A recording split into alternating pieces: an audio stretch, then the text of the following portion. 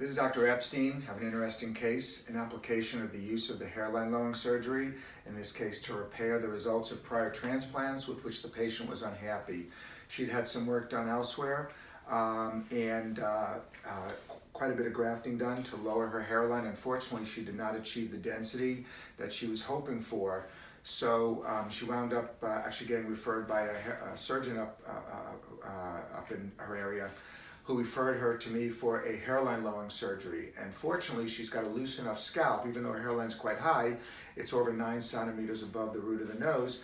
She has a fairly loose scalp, so I will be able to get her hairline pretty much down, her original hairline down, to remove all the original grafts. So let's take a look and see right here.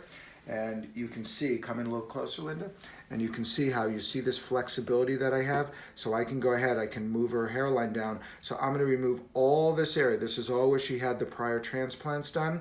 These are all gonna get excised. This point here is gonna come down here, and this point here is gonna come down here. So I'll be able to get all this area down. So basically move her hairline down from 9.3 centimeters down to probably like 7.2 centimeters, maybe even down to 7, which would be awesome. So I can get rid of every single prior graft.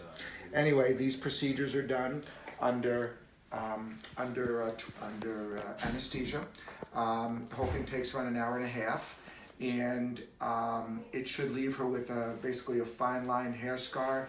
If it at all is perceptible, for many patients it's not even noticeable. Then down the road, her referring surgeon will go ahead and do a little bit of grafting just to soften it and round it out if any further work is needed.